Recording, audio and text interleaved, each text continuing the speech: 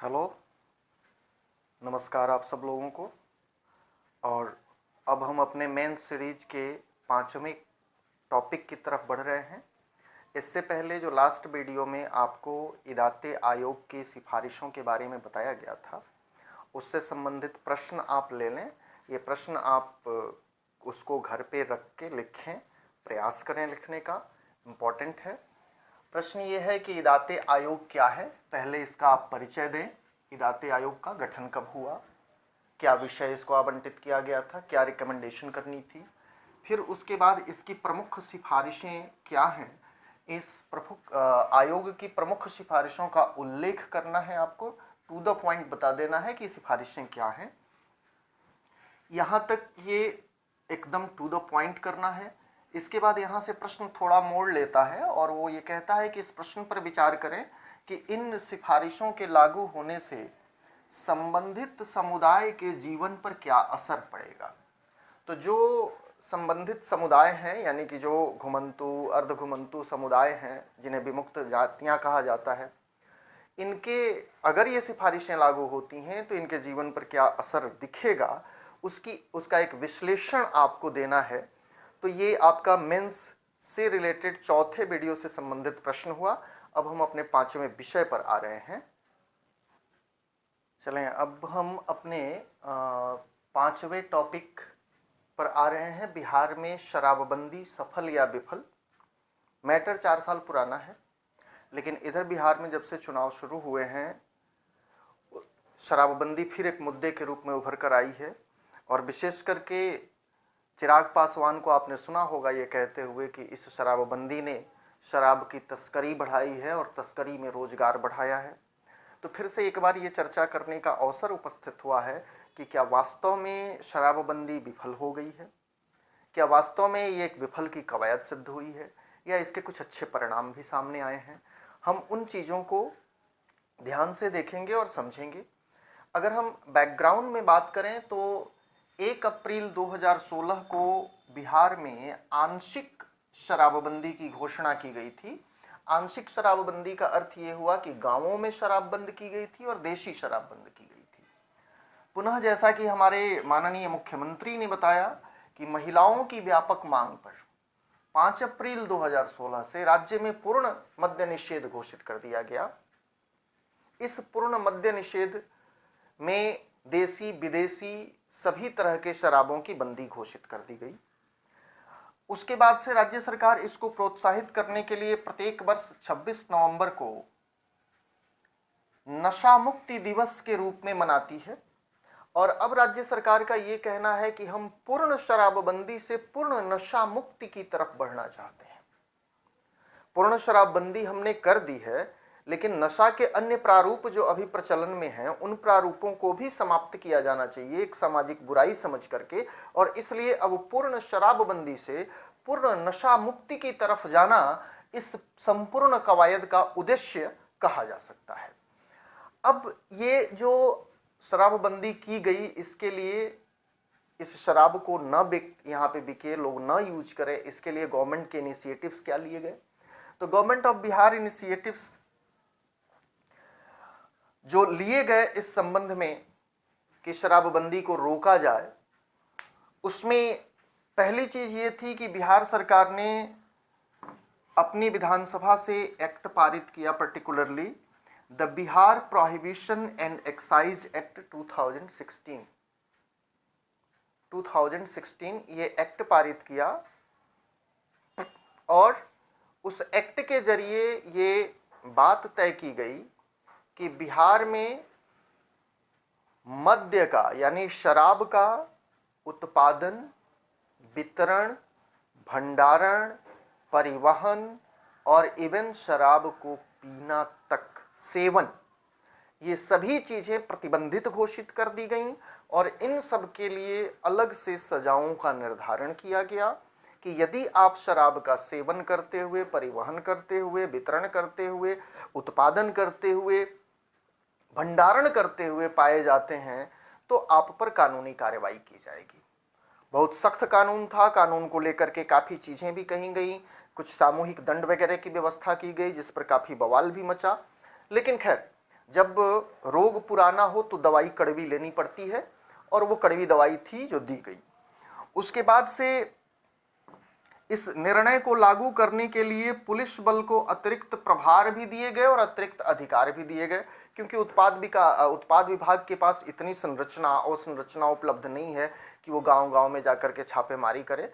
तो पुलिस और उत्पाद विभाग दोनों का सहयोग सुनिश्चित किया गया कि दोनों मिल करके काम करेंगे।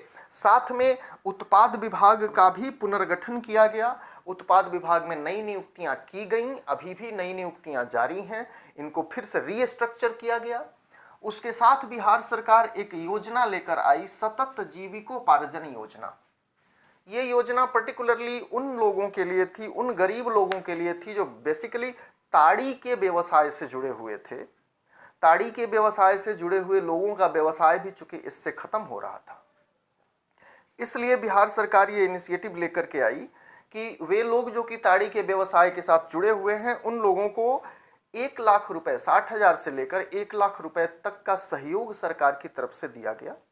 साथ में ये भी कहा गया कि शराबबंदी से अगले 7 महीने तक चूंकि उनके राजस्व का नुकसान होगा, उनकी आय का नुकसान होगा, तो उसकी भरपाई के लिए 1,000 रुपए प्रत्येक मंथ उन्हें भत्ते के तौर पर दिया जाएगा, और उन्हें उस ताड़ी को अन्य उत्पादों में बदलने के लिए प्रेरित किया गया। उससे गुड़ बनता है, उससे अन्य पेय पदार्थ बनते हैं, कि आप उनको वो करें। साथ में दुग्ध उत्पादों की बिक्री के लिए या दुग्ध उत्पादों के लिए लाइसेंस के लिए व्यवस्था करी गई, यानी कि एक ऑप्शन दिया गया उन लोगों के लिए, खास करके जो गरीब व्यवसायी थे, कि वो उन पर ये असर न पड़े। तो सतत जीविकोपार्जन योजना लेके आई गई। उसके बाद से प्रत्येक सदर अस्पताल में नशा मुक्ति केंद्र की व्यवस्था की गई। नशा मुक्ति केंद्र वैसी जगहें थीं कि यदि कोई बेवड़ा शराबी जो कि हैबिचुअल है और नहीं छोड़ पा रहा है, और वो छोड़ना चाहता है किंतु उसके शरीर में नीड बन गई है उसकी, तो वो मजबूरन पीता है, तो अगर ये सदिच्छा भीतर पैदा होती है कि हम इस नशा से, इस बला से मुक्ति पा लें, तो वो नशा मुक्ति केंद्र जाए, वहां पर उसको मेडिकल असिस्टेंस दिया जाएगा और उसे मेडिकल असिस्टेंस देके नशा से मुक्त करने की कोशिश की जाएगी। तो नशा मुक्ति केंद्र खोले गए। उसके बाद से व्यापक स्तर पे जन जागरूकता अभियान चलाया गया।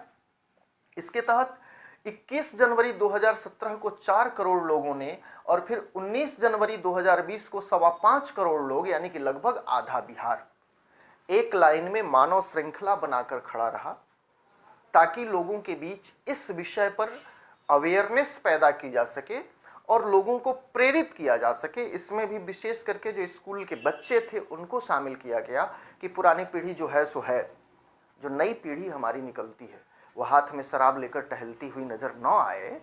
इसके लिए हमने ये जन जागरूकता अभियान किया।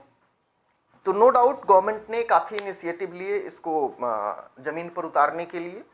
उस इनिशिएटिव का फल भी आया, है ना। वो फल इस रूप में आया कि नो डाउट शराब बिक रही है, इसमें कोई संदेह नहीं है। शराब सीमा पार से आ रही है, इसमें भी कोई संदेह नहीं है।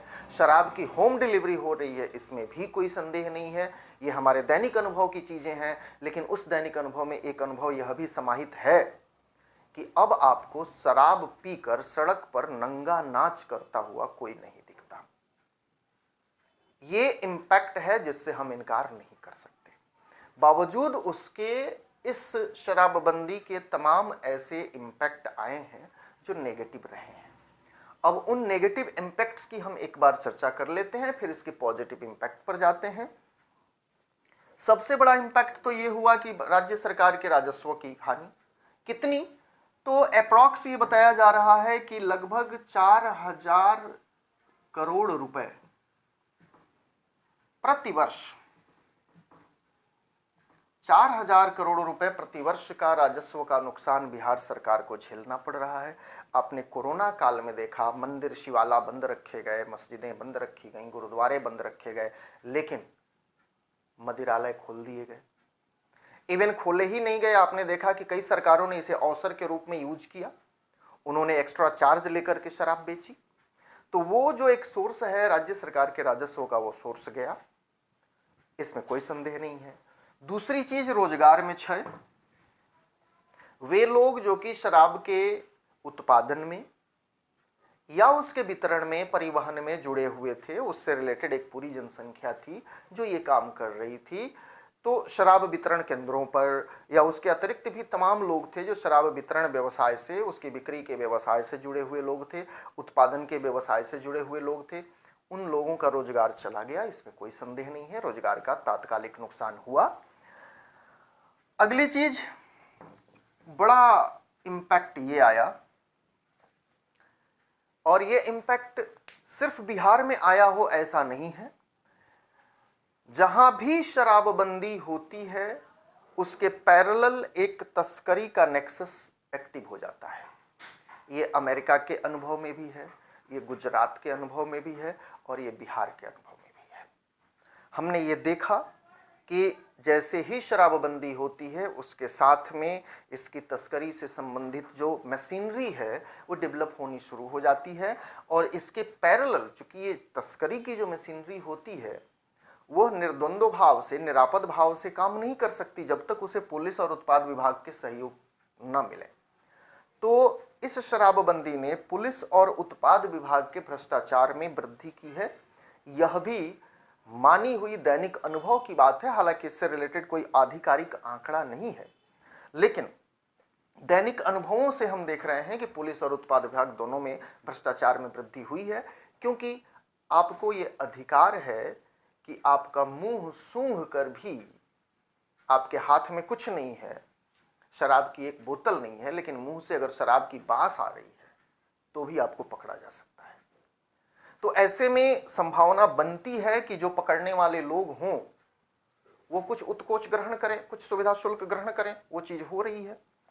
अगली चीज जो बड़ी आई है वो है न्यायपालिका पर बोझ।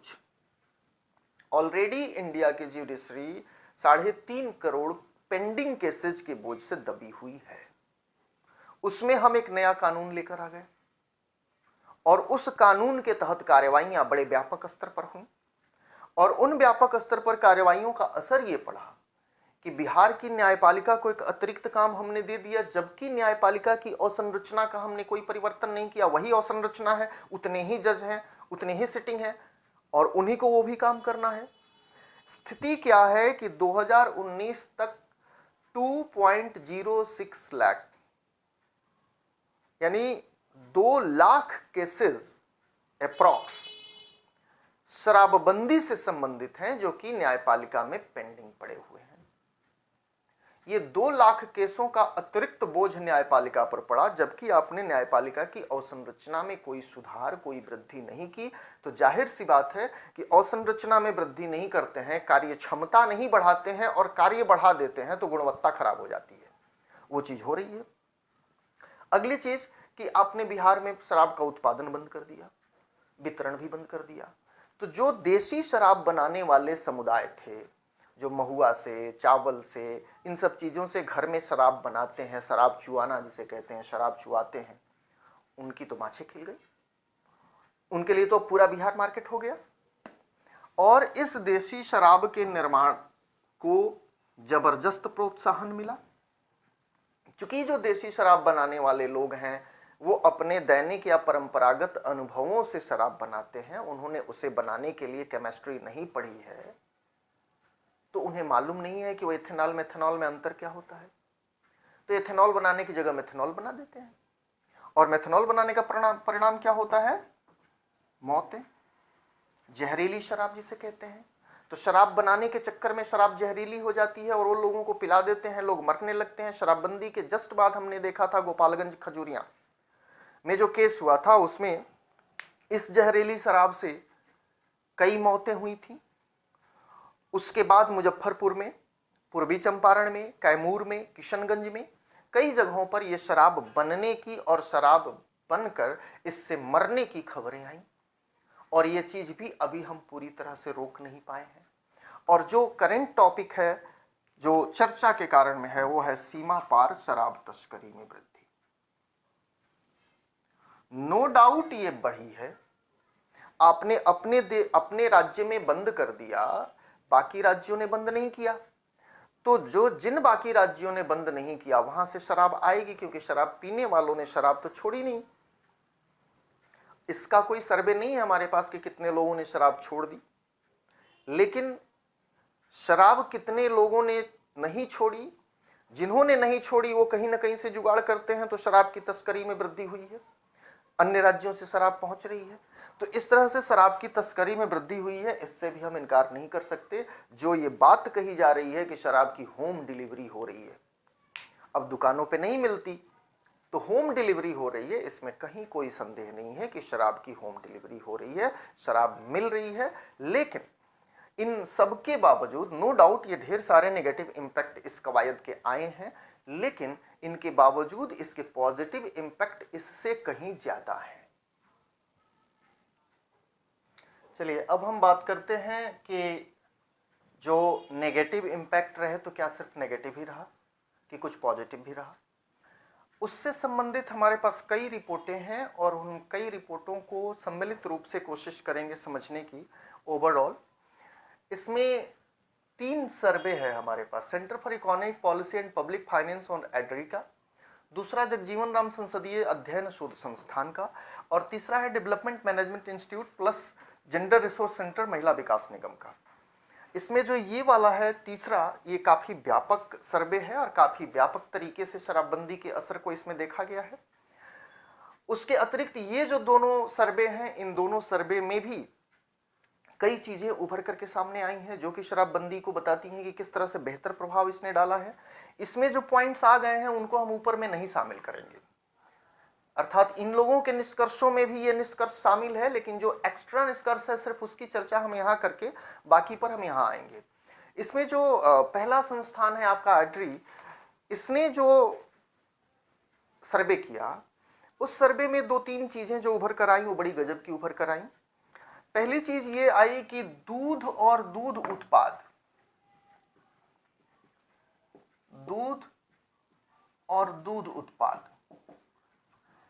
इनमें इनके खपत में वृद्धि हुई है। आदमी ने दारू पीना छोड़ा है तो दूध पीना शुरू किया है, वो खुद भी पी रहा है, अपने बच्चों को भी पिला रहा है, इसकी बिक्री में वृद्धि हुई है, इसकी खपत में वृद्धि हुई है। दूसरी जो इंपॉर्टेंट फाइंडिंग यहां पर है वो है कि उपभोक्ता वस्तुओं के खरीद में वृद्धि। उपभोक्ता वस्तुओं के खरीद में वृद्धि में विशिष्ट बात यह है कि इस सर्वे में यह पाया गया कि महिलाएं जो महंगी साड़ियां खरीदती हैं, उन महंगी साड़ियों के खरीद में 1700% की वृद्धि हुई है। ये अपने आप में शराबबंदी का वो इफेक्ट है जिसे हमें बहुत गहराई से समझना होगा कि महंगी साड़ियों के खरीद में 1700% की वृद्धि होना, ये बात हमारे सामने डिनोट करता है कि जो पैसे बच रहे हैं वो महिलाओं तक पहुंच रहे हैं। तो महिलाओं के अरमान जागे हैं, महिलाओं की बेहतरी हुई है। दूसरी चीज, जो जगजीवन राम संसदीय अध्ययन शोध संस्थान ने पटना की झुग्गी झोपड़ियों में अपना सर्वे किया, क्योंकि आमतौर पर यह माना जाता है कि जो गरीब समुदाय है, गरीब वर्ग है, उसमें शराब के सेवन की प्रवृत्ति ज्यादा है। अब इसमें जो निष्कर्ष उभर करके सामने आए, उस निष्कर्ष में पहली चीज ये आई, बहुत इंपॉर्टेंट, कि लोगों का नैतिक उत्थान हुआ है। ये बेहद इंपॉर्टेंट चीज है। वस्तुतः शराब जब आप पीते हैं तो जो पीते हैं वो उसके अनुभव से परिचित होंगे कि ये आपके अवचेतन को उभार देता है और चेतन को नीचे दबा देता है। आपके नर्वस सिस्टम को ये लगभग पैरालाइज्ड या कम से कम शिथिल कर देता है, रिलीज्ड कर देता है। तो नर्वस सिस्टम उस तरीके से चेतन में जितना जागरूक रहता है वो नहीं रह पाता। और आपने देखा होगा कि शराब पी के लोग खुल जाते हैं, तो खुल जाते हैं तो अपने दिल की बातें बता जाते हैं। इसी खुलने के चक्कर में अगर आपके दिल में अपराध है, आपके दिल में कुछ प्रवृत्तियां हैं, तो अपराध भी आगे आ जाता है, तो अपराध बढ़ता है। तो अपराध उत्प्रेरण का काम करती है शराब।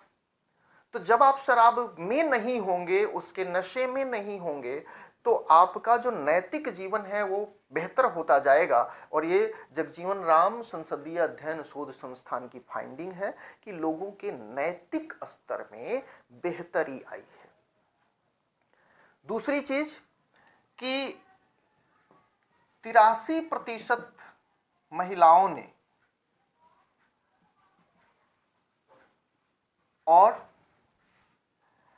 75% पुरुषों ने यह स्वीकार किया कि हमारे बचत में वृद्धि हुई है। तो ये बहुत बड़ा परसेंटेज है, समझिए इस चीज को। 83% फीमेल, 75% मेल ये कह रहे हैं कि हमारी बचत बढ़ गई है। तो क्यों बढ़ गई है? मान लें एक रिक्शा चालक है, दिन भर में 500 रुपया कमाता है, 500 रुपया कमा के 400 रुपये पी जाता है, 100 रुपये लेके वो घर पहुंचता है। उसकी जगह पे 500 का 500 लेके घर पहुंचेगा तो घर की स्थिति में सुधार होगा, ये मानी हुई सी बात है। तो इस अध्ययन में दो अतिरिक्त बातें उभर कर जो आई वो ये कि पहली चीज लोगों का नैतिक उत्थान हुआ है और दूसरी चीज की लोगों की बचत में वृद्धि हुई है। और ये दोनों चीजें बेहद इंपॉर्टेंट हैं। बचत में वृद्धि जो होती है निवेश की तरफ लेके जाती है राज्य को, तो बचत में वृद्धि का अर्थ निवेश में वृद्धि होता है। ये इंपॉर्टेंट दो हमारे पास फाइंडिंग्स है।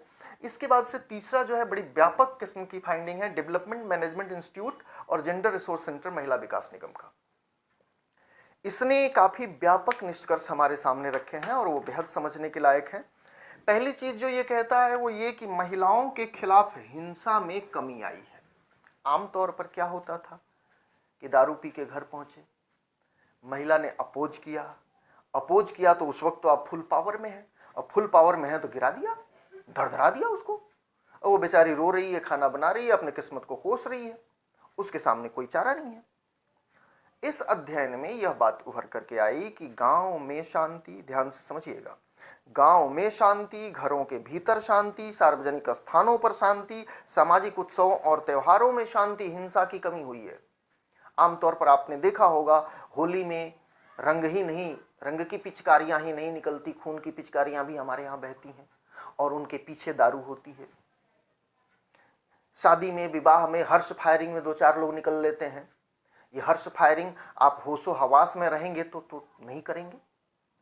तो सामाजिक उत्सवों त्योहारों के अवसर पे जो हिंसा होती थी, गांव में जो हिंसा होती थी, घरों के भीतर जो हिंसा होती थी, उसमें कमी आई है। और इसका ओवरऑल इसका शिकार कौन होता था? अधिकतर महिलाएं और बच्चे शिकार होते थे। ये चेंज हुआ है। पर्टिकुलर इसमें यह बताया गया कि ऐसी सभी जगहों पर विशेष करके बच्चों और लड़कियों के विरुद्ध और महिलाओं के विरुद्ध जो हिंसा होती थी उस हिंसा में कमी आई है। जाहिर सी बात है कि आप नशे में नहीं हैं तो अपने पत्नी को पत्नी समझेंगे, तो उससे 2-4 बातें करेंगे, 2-4 प्यार की बातें करेंगे तो वो भी खुश रहेगी, आप भी खुश रहेंगे। अब जब आप फुल पावर में होते हैं तो प्यार वाली बात निकलती ही नहीं है। ऐसी स्थिति में ठीक वही असर होता है बच्चों पर। आप दारू पी कर आए, बच्चे ने कुछ कहा, कुछ मांगा, कुछ शिकायत करी, आपने रख दिया 2-4 थप्पड़। तो महिलाओं बच्चों के खिलाफ जो घरेलू हिंसा होती थी उस हिंसा में कमी आई है, आर्थिक क्षति में भी कमी आई है।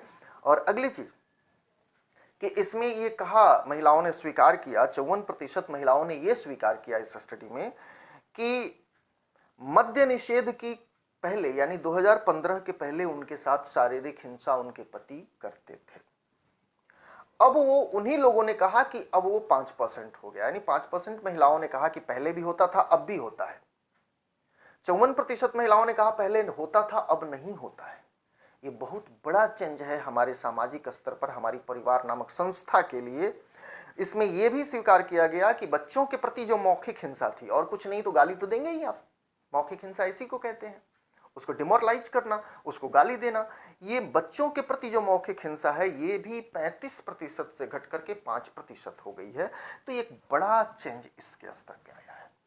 दूसरा जो आर्थिक प्रभाव इसके आए हैं, इसकी चर्चा हम यहां पर ऑलरेडी कर चुके हैं।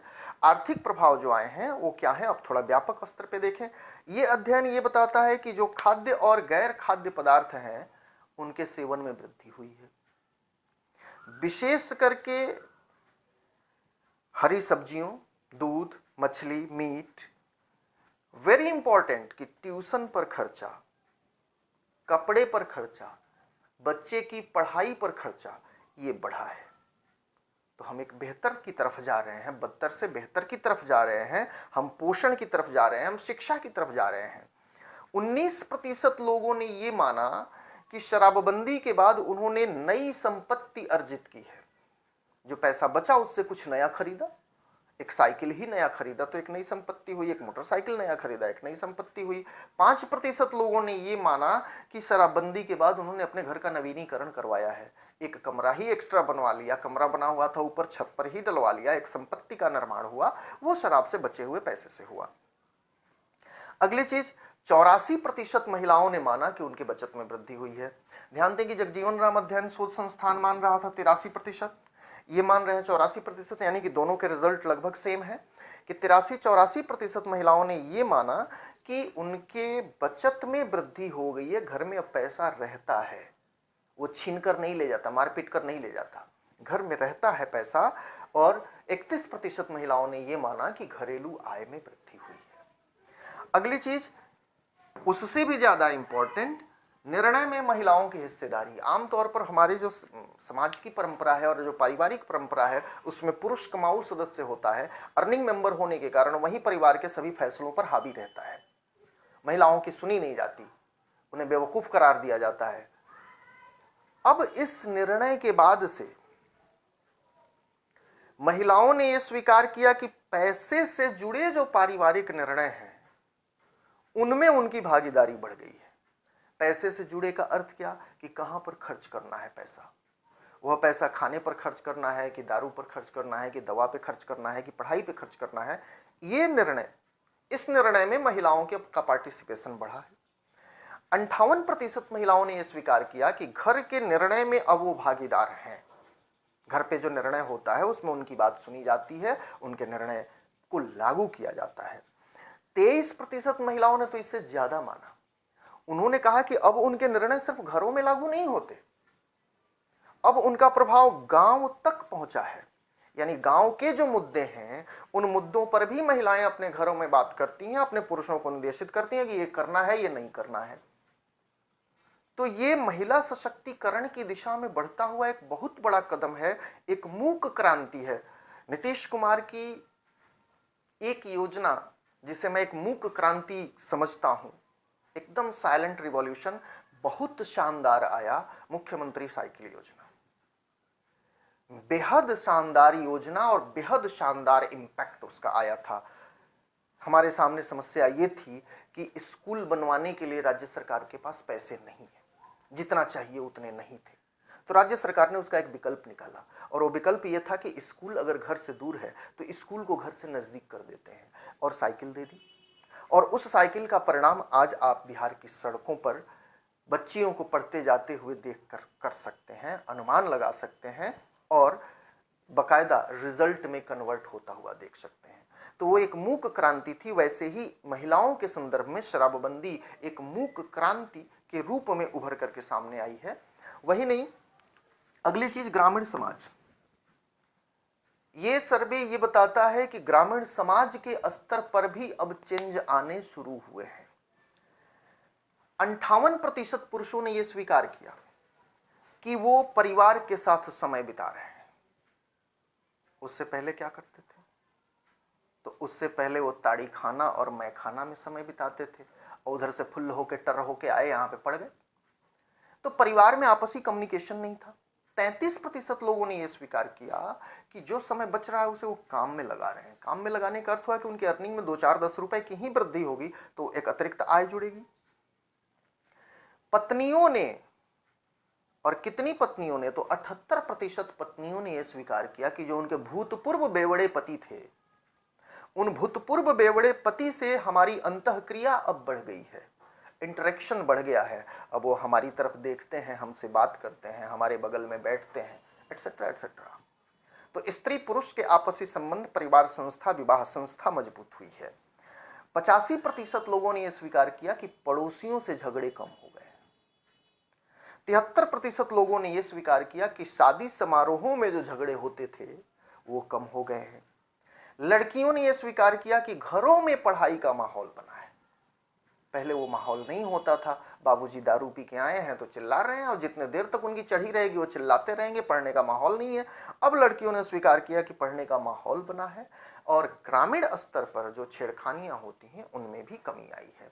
तो ये एक बड़ा सोशियो इकोनॉमिक इम्पैक्ट हमारे सामने इस शराबबंदी का दिख रहा है। चलिए, शराबबंदी की अगला असर। जब शराबबंदी हो रही थी उस दौरान ये कहा गया था कि अगर ये शराबबंदी हुई तो बिहार में पर्यटक आना बंद हो जाएंगे, क्योंकि जो पर्यटक आते हैं वो विदेशी होते हैं और हमें मान के चलते हैं कि विदेशी दारू पीते हैं और उन्हें दारू नहीं मिलेगी होटलों में तो वो बिहार में नहीं आएंगे। क्या ऐसा हुआ? जवाब आपके सामने है। 2015 में, यानी कि शराबबंदी से पूर्व का साल, कुल 2.89 करोड़ पर्यटक बिहार में आए और उसमें से 9.23 लाख विदेशी थे। 2019 में पर्यटकों की संख्या बढ़कर 3.5 करोड़ हो गई और विदेशी पर्यटकों की संख्या बढ़कर के 10.93 यानी लगभग 11 लाख हो गई। तो हम यहाँ पे ये कह सकते हैं कि ये जो एस्टिमेशन था उस वक्त का वो गलत सिद्ध हुआ है कि शराबबंदी होगी तो बिहार में विदेशी पर्यटक नहीं आएंगे। अगली चीज, रोड एक्सीडेंट से मौत। रोड एक्सीडेंट, चौड़ी चौड़ी साफ सुथरी एक्सप्रेसवे वाली रोडें भारत के लिए नई चीज हैं। इस रोड पर चलने का चलन अभी लोगों को मालूम नहीं कि चला कैसे जाता है। ट्रैफिक नियमों की जानकारी लोगों के पास नहीं है। ट्रैफिक नियमों की जानकारी है तो पालन करने का उनमें वो तत्परता मौजूद नहीं है। तमाम ऐसे कारण हैं। कई हमारी सड़कें ऐसे हैं जो घनी बस्तियों से होकर के गुजर रही हैं, उनके लिए बाईपास नहीं बनाए गए हैं। तो ये तमाम कारण हैं जिनसे रोड एक्सीडेंट होते हैं, रोड एक्सीडेंट से मौतें होती हैं। इसमें एक कारण शराब भी है कि आप शराब जब पीते हैं तो शराब पीने पर आपका जो डिसीजन लेने की ताकत होती है वो कम हो जाती है और आपको ड्राइविंग में क्विक डिसीजन की जरूरत पड़ती है और वो क्विक डिसीजन, आपका रेस्पॉन्स पीरियड जो है वो घट जाता है और आप जाके ठोक देते हैं कहीं पर। ऐसी स्थिति होती है। क्या असर पड़ा शराबबंदी का? 2015 में, यानी कि शराबबंदी से पूर्व का साल, कुल बिहार में 1456 लोगों की मौत हुई थी रोड एक्सीडेंट से। रोड एक्सीडेंट का आंकड़ा नहीं है, रोड एक्सीडेंट से मौत का आंकड़ा है कि कुल 1456 लोग मरे थे। अगले साल जब शराबबंदी की गई तो आंकड़ा घट करके आ गया 593 पर। तो ये देख रहे हैं 50% से ज्यादा का डिक्रीज है। ये बात अलग है कि पुनः ये बढ़ने लगा है और उस बढ़ने के पीछे है कि शराब की अवेलेबिलिटी जो उस वक्त अभी अभी बंद हुआ था तो अचानक मार्केट से गायब था, लोगों को नहीं मिल रहा था। अब उसका एक नेक्सस बन गया है, तो नेक्सस बन गया है, लोगों तक पहुंच रहा है, मिलने लगा है, तो अब ये संख्या फिर से बढ़ने लगी है।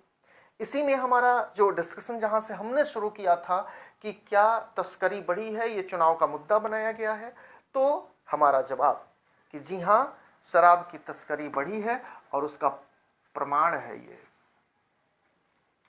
कि अभी तक कुल 78.79, सीधे आप करें 79 लाख लीटर शराब सरकार ने जब्त की है। ये वो शराब है जो जब्त हो गई। आई कितनी, इसका कोई आंकड़ा नहीं। ये वो आंकड़ा है जो कि जब्त हुआ। तो तस्करी बढ़ी है, इसमें कोई संदेह नहीं है कि तस्करी बढ़ी है। लोगों के पास होम डिलीवरी के रूप में शराब पहुंच रही है और अब इस शराब के व्यवसाय में जो नफा है वो दुगुना से तिगुना हो गया है। चूंकि पहले कम मार्जिन पर बेचते थे, अब जो इसकी तस्करी कर रहे हैं वो डबल मार्जिन, ट्रिपल मार्जिन पर बेच रहे हैं। इसलिए जिनको लत लग गई बेचने की, इस नफे को कमाने की, वो छोड़ते नहीं है। तो तस्करी बढ़ी है। बावजूद उसके तस्करी बढ़ी है तो इसका अर्थ ये नहीं है कि सरकार इसको जानती नहीं है या सरकार इसके लिए कुछ कर नहीं रही है। अगर सरकार कुछ नहीं कर रही होती तो सरकार जरूर दोषी कहलाती। लेकिन हमारे सामने आंकड़ा है 1.5 लाख 1.58 1.5 लाख से ज्यादा FIR दर्ज की गई। 2.25 लाख 2.12 2.25 लाख लोग गिरफ्तार किए गए। तो ये वो कौन लोग हैं? साधु संत लोग हैं। ये वही लोग हैं जो तस्करी से संबंधित थे, या तो परिवहन करते हुए पकड़े गए या सेवन करते हुए पकड़े गए। उत्पादन की तो बात ही नहीं है, वो तो हो नहीं रहा है। तो ये परिवहन वितरण वाले लोग हैं या सेवन वाले लोग हैं, या तो बेचते हुए पकड़े गए या पीते हुए पकड़े गए। तो 2.25 लाख लोग पकड़े गए हैं, वो क्या ऐसे ही पकड़े गए हैं? सरकार ने पकड़ा है तभी तो पकड़े गए हैं, 1.5 लाख FIR हुई है तो सरकार कदम उठा रही है। उसमें जो पुलिस सहयोगी बन के उभर रही थी उसका भी आंकड़ा है हमारे पास कि 454 पुलिसकर्मी अब तक इस मामले में सस्पेंड किए गए हैं। जिन्होंने शराब तस्करों को अपना सहयोग दिया, 454 पुलिसकर्मी सस्पेंड किए गए हैं और 73 पुलिसकर्मियों को डिसमिस कर दिया गया है, नौकरी से हाथ धोना पड़ा है। तो हम ये नहीं कह सकते हैं कि शराब की तस्करी बढ़ी है तो सरकार उसे बढ़ा रही है, जैसा कि मतलब प्रोजेक्ट करने की कोशिश की जा रही है कि शराबबंदी आपकी विफल हो गई है क्योंकि शराब हर जगह मिल रही है। शराब हर जगह मिल रही है ऐसा नहीं है, नो डाउट अवेलेबिलिटी है, बट आप ये परिवर्तन अवश्य देखते होंगे कि अब शराब पीकर कोई झगड़ा नहीं करता है, रोड पर घूमता हुआ नजर नहीं आता है, अकड़ कर चलता हुआ नजर नहीं आता है। अगर वो पीता है तो काफी सावधानी से चुपचाप निकल जाता है। इसे आप कम समझते हैं, इसे सामाजिक सौहार्द के लिए आप कम समझते हैं, पहली चीज। दूसरी चीज ये कि अपराध मानव की जन्मजात प्रवृत्तियों में से एक प्रवृत्ति है। हर इंसान के भीतर में कुछ काला कुछ सफेद होता है और इसे पूर्णतः समाप्त करने की कल्पना भी नहीं की जा सकती। किसी भी शासन में, किसी भी युग में कभी ऐसा नहीं हुआ है। जहां राम राज्य था वहां पर भी दिक्कतें थीं, वहां पर भी कोई धोबी मौजूद था जो कुछ कहता था जिस पर कि राजा को एक्शन लेना पड़ता था। आपने कहानियां सुनी होंगी। राम राज्य भी पूर्णतः ऐसा नहीं हो सकता जो शिकायत शून्य हो, अपराध शून्य हो। तो ऐसा कोई युग, ऐसा कोई काल, ऐसा कोई शासन नहीं हो सकता जो पूर्णतः अपराध मुक्त समाज दे सके। शासन की सफलता इस बात से आंकी जाती है कि शासन अपराध को कितना नियंत्रित रख पाने में सफल होता है। इसको शून्य नहीं किया जा सकता, इसको नियंत्रित किया जा सकता है। और कम से कम इस मायने में आप बिहार सरकार को ब्लेम नहीं कर सकते कि नियंत्रण तो किया है। नो डाउट नियंत्रण में कमियां हैं, तो वो क्रियान्वयन जैसे चीजें आती हैं उसके साथ जो चीजें हमारे सामने उभर कर आती हैं, जो ड्रॉबैक हमको मिलता है, फीडबैक जो मिलता है, उन सब चीजों के आधार पर हम उसको इंप्रूव करते हैं। होना चाहिए इंप्रूवमेंट। स्थिति क्या है, आप इस आधार पर शराबबंदी को विफल नहीं कह सकते। WHO का मैं आपको कुछ आंकड़ा देना चाहूंगा। WHO ये कहता है कि आत्महत्या के कुल मामलों का 18%, आत्महत्या के कुल मामलों का 18%, आपसी झगड़े का 18%, सड़क दुर्घटनाओं का 27% और मिर्गी के 13% मामलों के लिए जिम्मेवार शराब है। इसी तरह से लीवर सिरोसिस का 48%, माउथ कैंसर का 26%, पैंक्रियाटाइटिस का 26% और टीबी के 20% मामलों के लिए जिम्मेवार कारक शराब है। अगर हम इतने को ही नियंत्रित कर ले गए तो नैतिक समाज तो थोड़ी दूर की चीज हो जाती है, एक स्वस्थ समाज की तरफ तो हम बढ़ ही जाएंगे। और ऐसा बढ़ना कोई अपराध करना नहीं है। आप एक स्वस्थ, एक नैतिक समाज की तरफ बढ़ते हैं, ये हमारा संवैधानिक लक्ष्य है। हमारे नीति निर्देशक तत्वों में अनुच्छेद 47 में यह कहा गया है कि राज्य द्वारा मद्य निषेध का प्रयास किया जाएगा। ये राज्य पर कर्तव्य आरोपित किया गया है। गांधी का ये सपना था, गांधी के उसी सपने को नीति निर्देशक तत्वों के रूप में शामिल किया गया है। तो एक अच्छा प्रयास है। इस प्रयास में कमियां होंगी, इससे हम इनकार नहीं कर सकते। कमियां हमने देखी भी हैं, पूरा डिस्कशन लिया हमने, कमियां हो सकती हैं। लेकिन इन कमियों के आधार पर इस पूरे प्रोसेस को और 4 साल की पूरे कवायद को एकदम से, एक झटके से विफल करार देना कहीं से भी न्यायोचित नहीं है। ये एक अच्छा कदम है और इस कदम में जो कमियां आ रही हैं उन्हें दूर करते हुए हमें आगे बढ़ना चाहिए। ये हमारा अप्रोच होना चाहिए। धन्यवाद। अब हम मिलेंगे फिर अगले 6ठे टॉपिक पर 2 से 3 दिन में। धन्यवाद।